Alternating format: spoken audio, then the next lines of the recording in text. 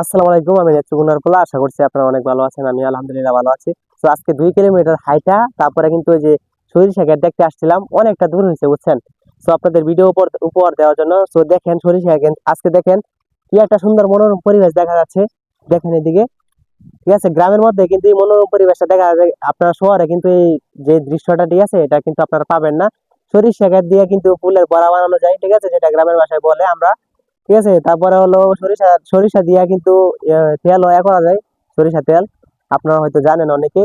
তো আমরা আজকে আসছিলাম কারণ একটু 4টার পরে আসছি, কারণ একটু ঘোরাফেরা করে তারপরে আপনাদেরকে একটু উপহার দিয়ে তারপরে চলে যাবো। সো দেখেন একটা সুন্দর কি একটা দৃশ্য দেখা যাইতেছে, সামনে আমি যাইতেছি। সো দেখেন কি একটা সুন্দর। আমরা যে সময় আরো ছোট ছিলাম তখন কিন্তু অন্যদের খেতে থেকে, ঠিক আছে, তুইলা নিয়ে তারপরে বাড়িতে নিয়ে যেতে অনেকটা বড় হয়ে গেছি, খাই, এসব আর করি না। তো ফুলের বড়া বানানোর জন্য আগে ধরেন এ, অন্য জনের ক্ষেতের থেকে তুইলা তারপরে নিয়ে যেতাম। এখন আর এটা করি না, বড় হয়ে গেছি, মানে নিজের আছে অন্য ধরেন কেলেগা নিবো। তো আগে আমি তো বুঝি, ঠিক আছে, আগে তো বুঝতাম না। তো আপনারা হয়তো অনেকজন আছেন ছোটবেলায় অনেক দুষ্টুমি করছেন, অন্য অন্যদের কোনো কিছু নিয়ে গেছেন আগে ছোটবেলা থাকতে, এমন আর করেন না, এটা আমি জানি। তো বড় হইলে অনেকটা পরিবর্তন হয়। তো এইদিকে আসেন, আপনাদেরকে সুন্দর একটা মনোরম পরিবেশটা তুলে ধরি সবসময়। গ্রামের যে মনোরম পরিবেশ গুলো আছে ওইগুলো আপনাদেরকে শেয়ার করি, ঠিক আছে।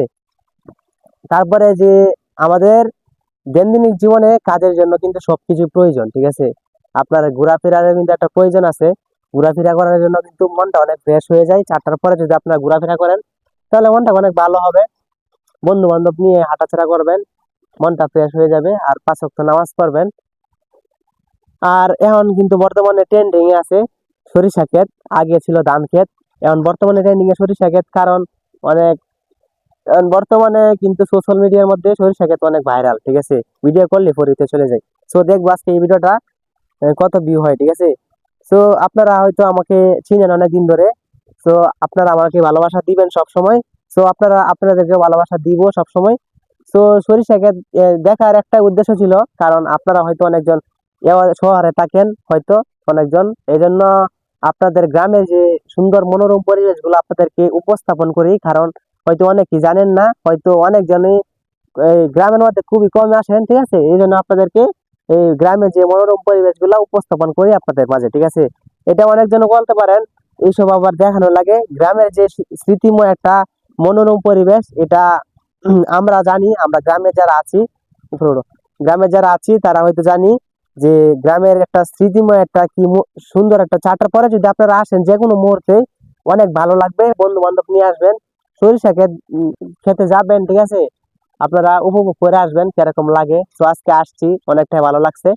তো আপনারা হয়তো আমাকে অনেকজন অনেক বলতে পারেন যে এখানে আসছেন আবার এটা ভিডিও করা লাগে, ঠিক আছে। আপনাদেরকে আমি তো আগে বলছি যে আপনাদের গ্রামের সুন্দর মনোরম পরিবেশগুলো আপনাদেরকে উপস্থাপন করে আপনাদের ভালো লাগে আমার ভিডিওগুলো দেখেন।